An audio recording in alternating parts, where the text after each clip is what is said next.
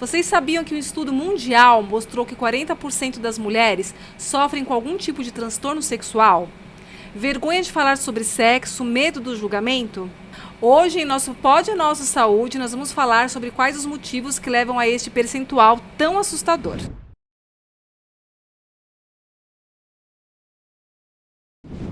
Ela é fisioterapeuta de formação, se especializou em dor pélvica, segue na área de dispareunia, que nós vamos saber o que é, e vaginismo. É a doutora Cris Nobile, eu vou conversar com ela agora. Tudo bem, Renata? Prazer estar aqui com você, também. nesse assunto tão rico e tão comum, né? Mas que muitas vezes as pessoas não fazem o diagnóstico certo, né? Exatamente. Isso é muito mais comum importante do que a gente imagina. Exatamente. E assim, a dor pélvica, ela pode ter N causas. Sim. Né? A gente precisa saber qual que é a base, qual que realmente é aquela, vamos dizer, doença, não sei, mas talvez uma alteração nessa região. Uma disfunção. Uma disfunção, ótimo. Isso. Que leve à dispareunia, que é um nome chatinho. Sim. A gente acostuma depois. Né? É. E essa dor na relação, que é a dispareunia, que ela vai explicar melhor, a doutora vai falar melhor. A dor pélvica em geral. Vamos começar então, como é que você classifica a dor pélvica? Vamos lá, Renata, é assim, como a gente vai sempre para a área da dor mesmo, a paciente que chega até mim, ela vem sempre com essa queixa. E a gente está falando em disfunção pélvica, né, de assoalho pélvico, transtorno da dor gênito-pélvica / penetração. A dispareunia é a dor persistente e recorrente durante a penetração. Então, ela pode acontecer no início da penetração, durante e após. Tá? O vaginismo também é uma disfunção que está dentro desse transtorno também. O vaginismo, essa mulher ela não consegue permitir que a penetração aconteça. No vaginismo. Então, essa é a diferença da dispareunia com o vaginismo. O vaginismo, ela nem consegue ter penetração. A grande maioria nem consegue chegar a permitir a penetração. Quando consegue, às vezes, ela consegue a penetração, mas ela não permite que o movimento aconteça. Então tá. E no caso, vamos separar uma coisa da outra, para a gente falar bastante de uma e de outra. No caso do vaginismo, quais são as causas? Tem idade mais prevalente? Como é que funciona isso? A gente não sabe, tem algumas, tanto o vaginismo como a dispareunia, eles estão classificados no DSM-5, que é o Manual Estatístico de Psiquiatria. Então, ele está descrito lá. Tem algumas causas possíveis, alguns gatilhos que a gente leva em consideração, mas não é nada assim fechadinho, sabe? Geralmente, a mulher que tem o vaginismo, ela tem algumas características. Então, é aquela mulher que até chegar no momento da penetração, ela está super bem, ela tem uma resposta sexual, né? Pelo estímulo que ela recebe. E a hora que ela percebe que a penetração vai acontecer, ela simplesmente trava e ela sai dessa resposta sexual. Então, ela para de lubrificar, ela interrompe a excitação, o ciclo da excitação.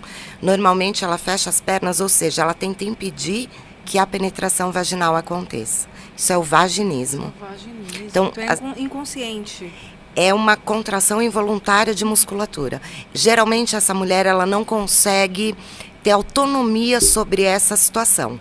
É como se a musculatura, o corpo dela reagisse a um desejo, né? Ela tem o desejo, ela quer a relação sexual, mas é como se o corpo impedisse a penetração de acontecer. Então não tem idade? Não tem idade, pode. Mas aí dentro da sua área especializada nisso, você já tem algumas causas que você já está acostumada a, como você falou, a mulher já dá algumas características, então essa mulher pode ter algumas causas já envolvidas. Sim, o que a gente percebe muito?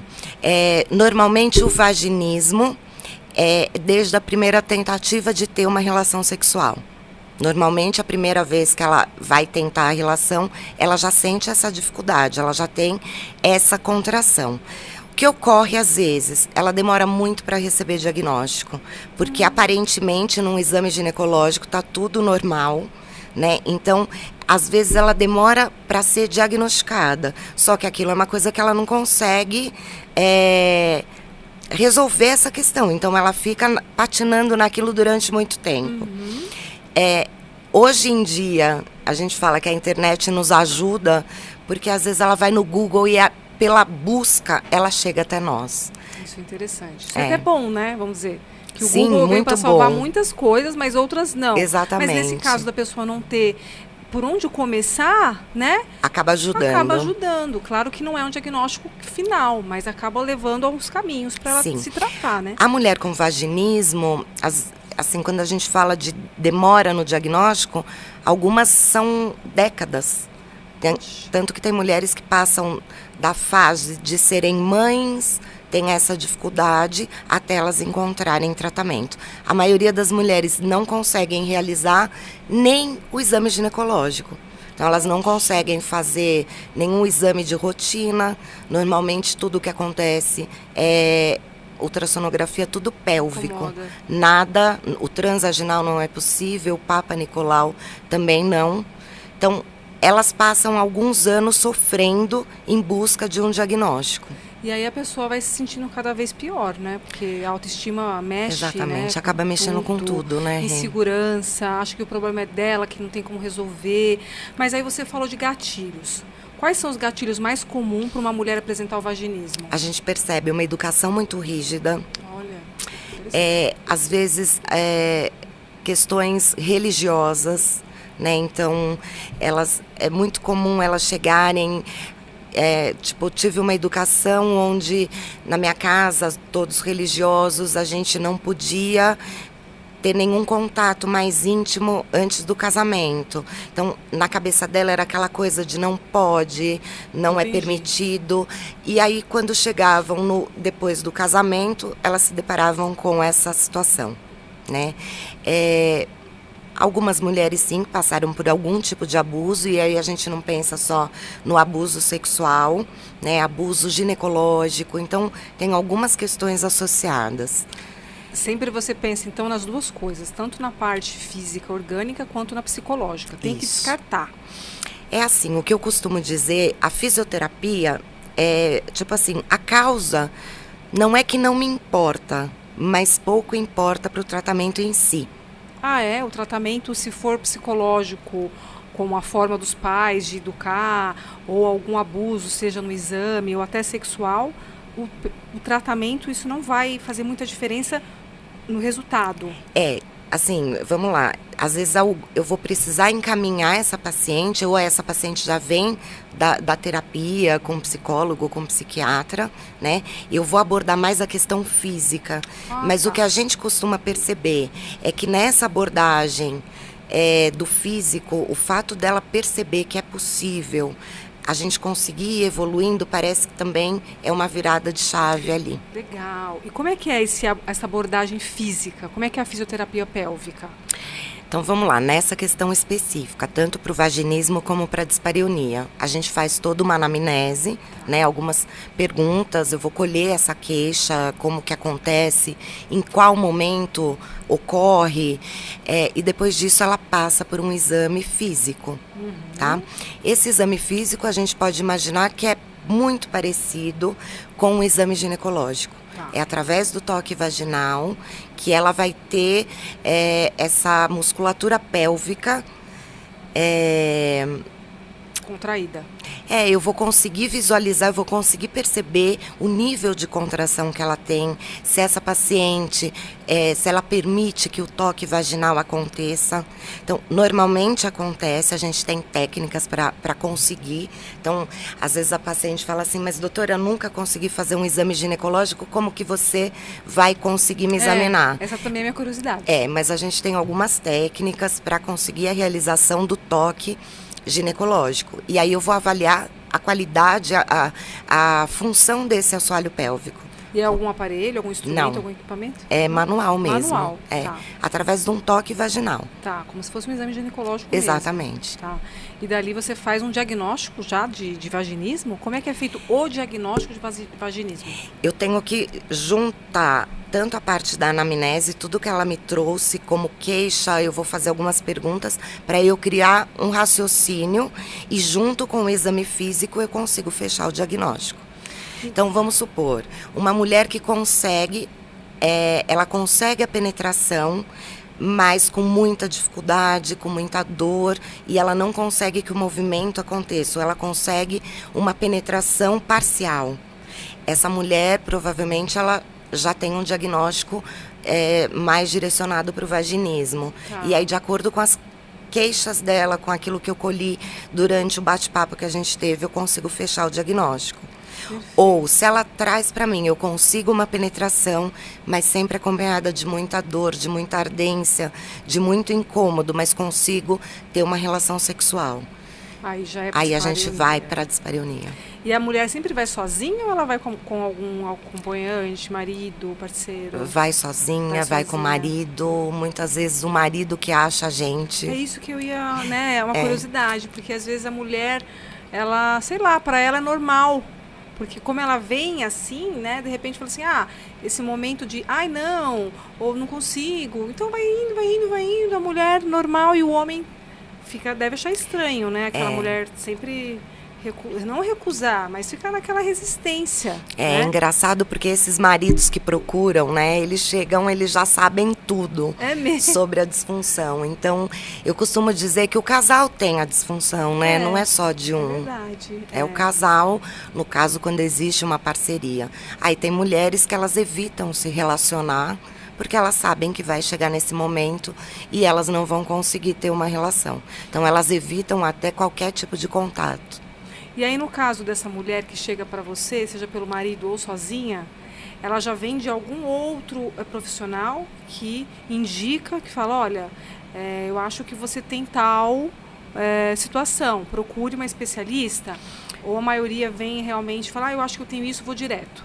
Renata, hoje mais do que nunca os médicos começaram a indicar fisioterapia pélvica nas disfunções. Mas eu acho que a grande maioria vem por ela mesma. Tá.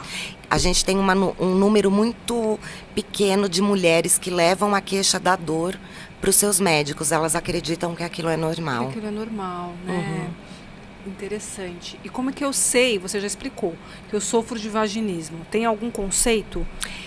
É basicamente isso, você não conseguir permitir, o teu corpo não permite a penetração de acontecer. Isso já pode ser considerado para procurar ajuda, não exatamente, que é um diagnóstico. Exatamente. Vai depender do profissional. E como é que funciona a fisioterapia nesse caso do vaginismo? Como é que é o tratamento? O tratamento basicamente é o mesmo, tanto para o vaginismo como para a dispareunia. Tá. O que muda às vezes é o número de sessões indicadas. E aí também dentro, tanto da dispareunia como do vaginismo, a gente tem graus, né, dessa disfunção, de severidade. Então, a gente parte sempre, geralmente, de 10 sessões.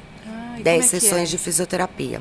Elas ocorrem semanalmente, uma vez por semana, onde a gente faz toda a abordagem em consultório, né?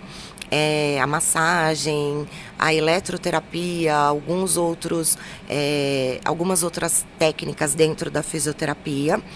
Essa mulher, ela tem que realizar alguns exercícios que são orientados, né? São orientações domiciliares durante a semana. Então, assim, a partir do momento que ela inicia o tratamento, a gente já orienta, já passa os exercícios e tudo mais.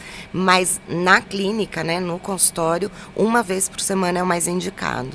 E o índice de melhora deve ser enorme, né? Perto dos 100%. Olha, que incrível. Nos casos de vaginismo, a gente tem, assim, lógico que a gente tem que avaliar essa paciente, mas a gente às vezes até consegue maior sucesso no tratamento, porque a dispareunia também, ela, vamos supor, uma mulher que tem a dispareunia por uma endometriose, ou por alguma outra queixa extrínseca, que não é... Essa mulher, eu não consigo dar para ela 100% de sucesso no tratamento. A mulher que já está na menopausa, a mesma coisa. A gente consegue melhorar muito e chegar muito próximo da normalidade. Mas eu não garanto 100%, mas muito próximo disso. Porque não depende só de você, exatamente, né? Tem esses fatores. E no caso da dispareunia, que é a dor na penetração, existe aí um desconforto, mas existe prazer? A mulher sente prazer, ela consegue chegar ao orgasmo, consegue manter uma relação, ou ela sempre suspende, para de... É assim, a gente parte do princípio que às vezes essa mulher consegue com outros estímulos que não a penetração. Então, os estímulos externos que ela recebe, né? O orgasmo clitoriano, outro tipo de relação sexual, né? Que não a penetração. Às vezes ela não consegue na penetração, né? Conseguir chegar ao orgasmo com a penetração por conta da dor. Ou tem aquela mulher que ela tem a dispareunia de entrada, como a gente chama, que é logo no início da penetração, depois que a penetração acontece, ela consegue ter uma relação normal. Ela tem aquele primeiro momento de dor, só que depois a relação continua sem dor. Então, cada caso é um caso, mas é possível. É possível. Uhum. E aí, olha a pergunta que eu vou fazer, Cris. Faça. 100% mulher, né? Sim. Não existe dispareunia sexo anal. É engraçado, nem Renata, vaginismo, porque vaginismo não fica anal. porque fica é assim, olha, algumas mulheres, principalmente as mulheres com vaginismo, de anos casadas, elas têm a penetração anal e não sentem dor. Olha isso. Só que a vaginal, elas simplesmente não conseguem. Não toleram. Então, é uma pergunta que eu faço durante a avaliação, porque durante o tratamento, em algumas situações, eu suspendo a tentativa de penetração durante um período, tá? E se essa paciente chega para mim dizendo que ela consegue um sexo anal sem dor, essa paciente eu deixo ela livre. A gente ela só vai continuar não tendo a penetração vaginal ou tentando, mas a penetração anal é possível desde que ela não tenha dor. Olha que interessante, mesmo sendo uma causa não física, sendo psicológica, enfim, ela pode ser que tenha essa dor vaginal e não tenha dor anal. Exatamente. E é engraçado porque, assim, a musculatura é toda a mesma. Então, eu tô aqui pensando. Meu pavimento pélvico, ele envolve tanto o canal vaginal como o reto, né? Como a parte do reto, do intestino. Eu não consigo, separar. Isolar. Porque mas o nervo também, a parte nervosa, tá tudo tudo ligado, ali ligado, né? ligamentos, tendões, tudo. Então é interessante isso, realmente vem algum gatilho, né? E aí quando a gente percebe que tem alguma questão emocional realmente associada, algum trauma. Eu já tive uma paciente uma vez, que ela durante o tratamento, ela falou, Cris, eu nunca tive problema nenhum. Nunca fui abusada, nunca tive nenhum trauma ginecológico, nunca tive nenhum parceiro abusivo, nada disso. Simplesmente eu não consigo. E um dia ela chegou lá e falou, Cris, eu já sei o que aconteceu comigo. Falei, o que foi? Ela falou, quando eu era criança, eu sofria muito com prisão de ventre. Eu tinha que fazer lavagem. Minha mãe me levava para o hospital, isso com, 6, 7 anos. E aí, ela até falou para mim, você acha que pode ser o gatilho? Falei, como é que era? Ela falou, era horrível. Era minha mãe me segurando de um lado, enfermeiro me segurando de outro, para que eles conseguissem colocar o enema, conseguissem fazer a lavagem. Ela falou, eu gritava muito, eu tinha pavor daquilo. E aí, assim, criança, seguravam ela com as perninhas abertas e tudo mais. Ela falou, eu não consigo. Na hora que chega a hora da relação sexual, eu me travo inteira, eu fecho perna, eu empurro meu marido, eu não consigo permitir que ele chegue perto. Então tá aí já. Exatamente, aí você vê como o corpo ele vai ficando com essa memória, né? Interessante. No caso de um diagnóstico de vaginismo, além da fisioterapia pélvica, você utiliza medicamentos? Não. Ou alguma outra coisa tópica? Não, assim, quando eu percebo alguma sensibilidade demasiada, alterada, eu encaminho essa paciente para um ginecologista para ver que tipo de prescrição, né, o que ele prescreveria. Eu tenho uma médica que a gente trabalha muito, ela passa muito um dessensibilizante para essas pacientes de uso tópico. A gente não gosta de usar nenhum tipo de anestésico, porque a gente parte do princípio que ela vai perder a sensibilidade, aí ela pode acabar se machucando numa tentativa de penetração, então a gente não é muito favorável a anestésico. Mas tem sim medicações de uso tópico que são indicadas. Uhum. No caso da fisioterapia pélvica, ela está indicada para incontinência urinária? Também. A fisiopélvica, ela é bastante ampla, né? A gente atua no preparo para o parto, no pré-parto, no pós-parto, nas incontinências, né? Em todas as disfunções pélvicas. É que eu fui indo mais para essa questão da disfunção da dor na relação sexual. Você foi se especializando mais Isso, nessa área, né? Exatamente. E a queixa é enorme, né? Deve ser, né? Muita gente. Muitas mulheres. É que as mulheres não falam, Renata, é uma coisa muito engraçada. Muito íntimo também isso, né? Eu acho que a mulher com a dispareunia, porque assim, a dispareunia, ela pode acontecer em qualquer fase da vida da mulher, por uma alteração hormonal, né, no pós-parto, por conta também de toda a gestação, das alterações hormonais que ela passou pelo aleitamento. Então, tem as questões hormonais, tem a endometriose, tem aquela paciente que começou a apresentar infecções de repetição. DIP, né?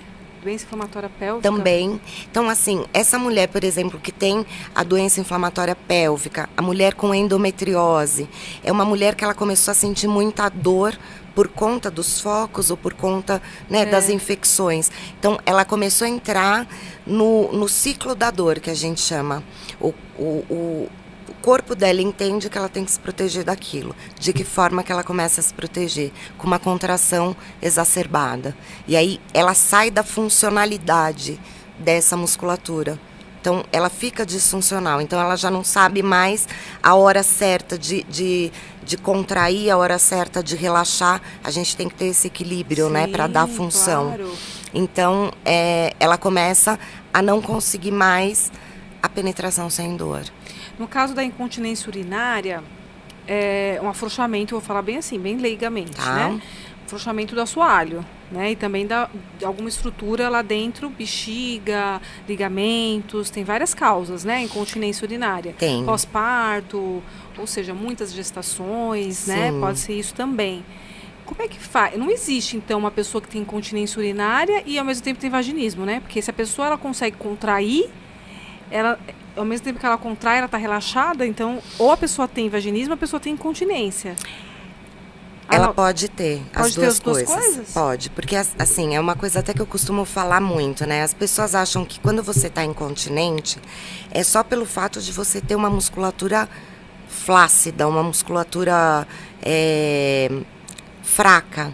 Então, aí você pensa assim, eu vou contrair essa musculatura, vou começar exercícios de contração para fortalecer essa musculatura e aí eu já não tenho mais esse problema.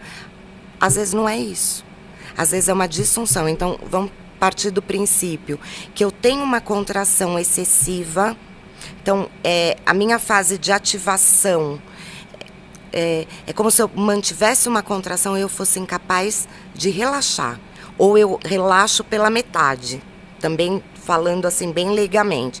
Eu contraio, só que ao invés de eu relaxar total, eu faço um meio relaxamento, eu ainda mantenho uma contração. Então, eu perco a função dessa musculatura. A musculatura pélvica, ela precisa contrair na hora certa e relaxar. E, lógico, ela precisa ter um tônus muscular adequado. Eu preciso, na avaliação, perceber o que está acontecendo ali. Se ela já tem ela pode ter um tônus legal, mas ela não sabe relaxar. Ok. Então, às vezes, ela precisa de percepção. Hiperestímulo, aí ela não consegue relaxar, mas o tônus Exatamente. dela é legal, bacana. Então, a gente tem que avaliar isso. Quando a gente pensa sempre, tudo bem que uma musculatura que ela está disfuncional, né? Uma paciente que faz muita expulsão. Eu tenho muitas pacientes que, quando eu falo para ela, relaxa, ela não sabe o que é relaxar, então ela faz força para fora. E tá sempre fazendo essa força, mesmo que ela não perceba, é isso? É isso. Então, a gente tem que devolver função para essa musculatura, entender o que ela está realizando ali de errado, que a gente possa trazer ela para a funcionalidade.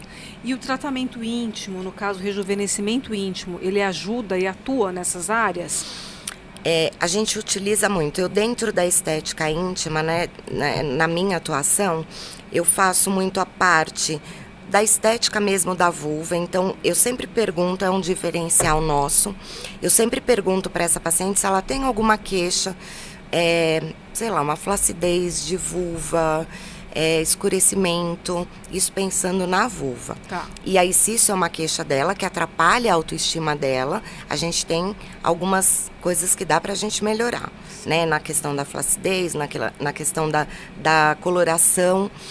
A paciente que tem, por exemplo, alguma queixa a nível vaginal, a sensação de ardência, a falta de lubrificação, uma mucosa muito mais sensível, né? A mucosa vaginal friável, que ela, cada vez que ela tem relação, ela tem um sangramento porque machuca a parede vaginal.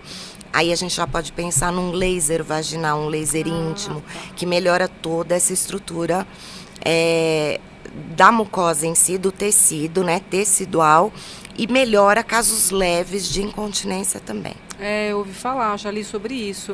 Então, o rejuvenescimento íntimo, ele tem indicações tanto estéticas quanto funcionais, exatamente, né? Dá para utilizar para os dois lados. Isso é muito bom.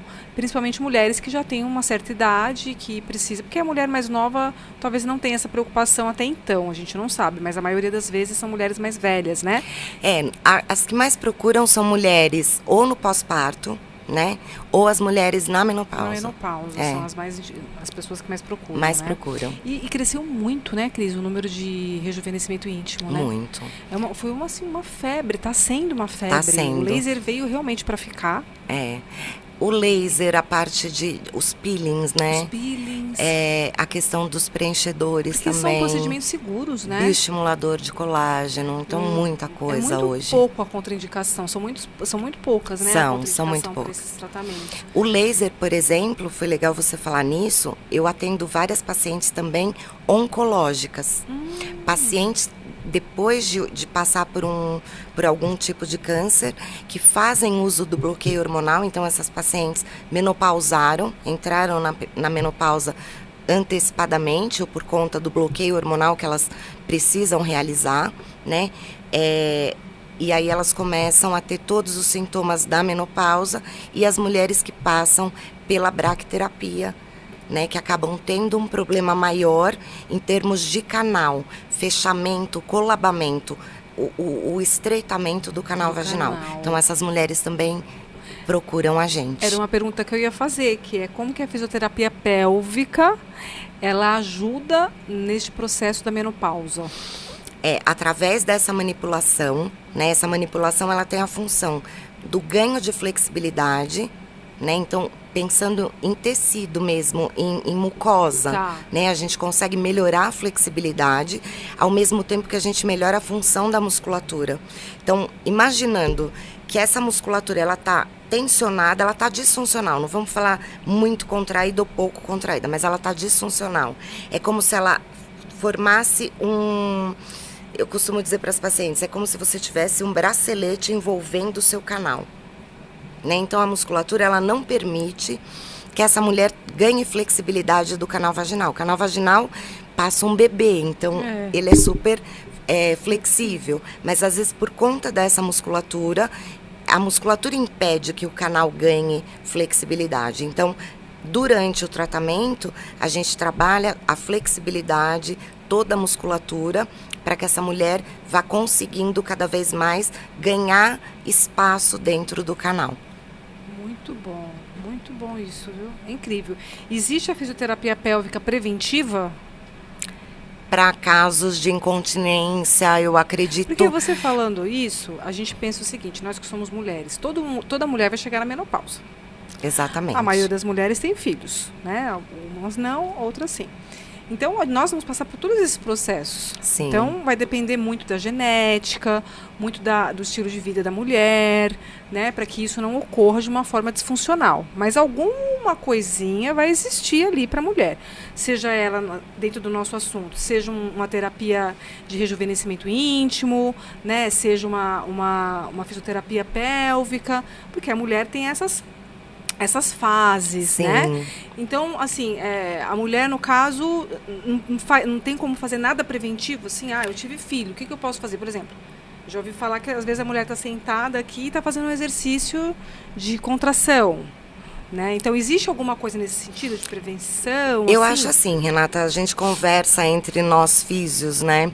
Eu acho que a fisioterapia, uma avaliação fisioterapêutica, devia ser indicação do médico, do ginecologista, do mesmo Devia andar jeito. junto ali, né? Igual a nutróloga com nutricionista. Entendeu? Pelo menos assim, em cada fase. Então, tipo, a fisioterapia, soube que, sei lá, tô me preparando para engravidar, eu engravidei, eu acho que vale passar por uma avaliação e, se possível, fazer todo o preparo, que é bárbaro, né? A gente sabe que hoje a fisioterapia pélvica, o preparo que ela faz com essa gestante, às vezes essa gestante consegue ir para um parto natural, né? Sem precisar de uma episiotomia. Então, ela consegue ganhar flexibilidade, ela aprende como atuar no período expulsivo, né? Para facilitar o parto. Então, isso é uma fase da mulher. Aí a mulher tem um bebê. Ela teve durante 9 meses ali sustentando todo o peso, né, do bebê, do útero, tudo. Ela ficou disfuncional, né, a musculatura dela foi levada ao extremo ali para conseguir sustentar. Então, acho que vale também.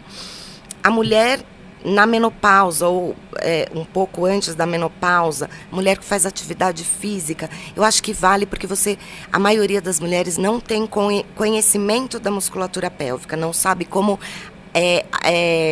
recrutar essa musculatura. Ótimo. Entendeu? As mulheres que fazem atividade física, que pegam muito peso, ou atividades de impacto, são mulheres que acabam sofrendo muito com a incontinência. Então, eu acho que a fisioterapia, a avaliação devia ser uma prescrição, devia ser quase que obrigatória. Obrigatória, você falando e a gente pensando racionalmente, assim, consciente. Sim. Toda mulher, acho que precisaria ter essa avaliação. Exatamente. Em algum acompanhamento em algum momento da vida, né? Exatamente. Porque chega a um ponto de incontinência, por exemplo, que já vai direto para uma cirurgia e às vezes poderia ter evitado uma cirurgia, uma colocação de tela e tudo isso, um transtorno, e fica toda aquela insegurança, né? Mulheres que fizeram ali uma esterectomia, né? Depois disso, já é indicação, né? De uma fisioterapia pélvica, né? Sempre indicação. Porque isso a gente já está falando de terapêutica, né? Já está falando de indicação terapêutica. E aí quando você pensa na questão de você minimizar, né? A gente só não vai passar por uma questão dessa se a gente não chegar né, a envelhecer. Idade, mas eu acho que cada vez mais a gente busca isso, cada vez mais a gente está conseguindo envelhecer com qualidade de vida, né? Sim, e eu acho que tem tudo a ver a prevenção.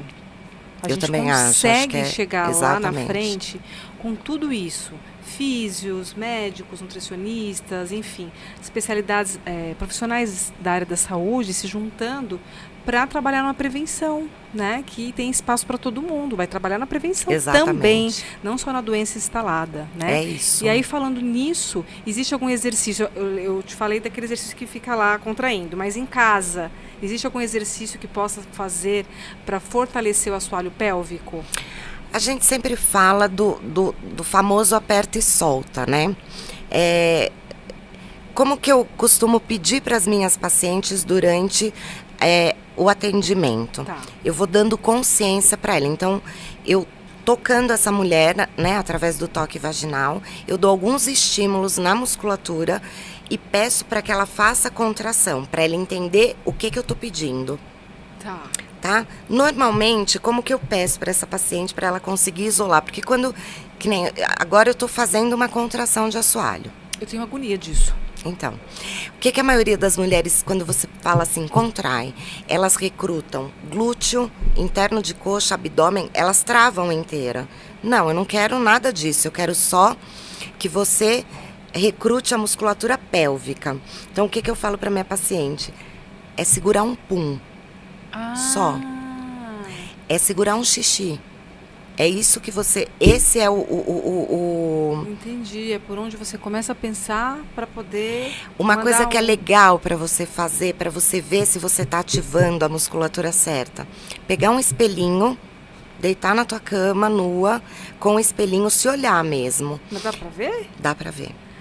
Quando você consegue realizar a contração, você vê o teu períneo sabe? O Sei. espaço entre O ânus e a vagina. o ânus e a vagina, ele vai para dentro. E você vê também o ânus como se ele estivesse fechando.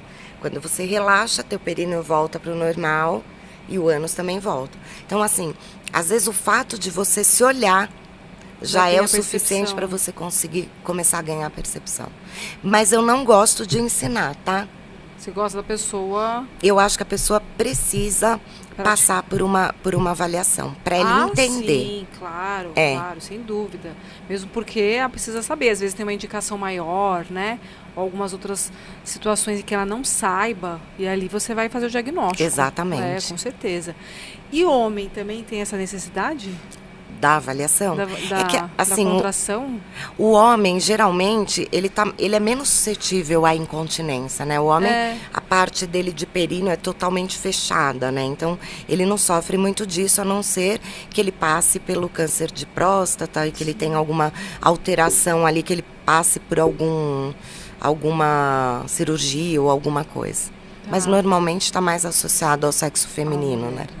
Cris, eu adorei o papo. Eu também, bastante. A gente falou de tudo um pouquinho, né? Até para deixar uma curiosidade nas pessoas. Sim. E alertar e, assim, ligar uma chavinha. Poxa, será que eu preciso de uma avaliação de uma fisioterapeuta especializada em dor pélvica?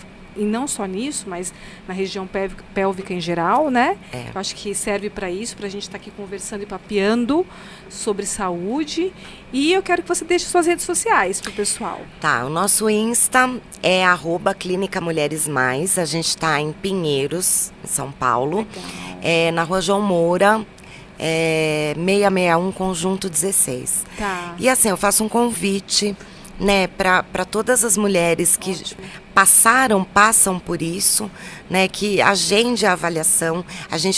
Eu tenho uma modalidade na clínica que eu chamo de bate-papo online, que ele não tem custo, e às vezes para tirar dúvida, essa mulher que tem dificuldade, às vezes tem vergonha de conversar com o médico, ou suspeita de ter alguma disfunção e quiser conversar com a gente, também é só entrar em contato com a gente e agendar.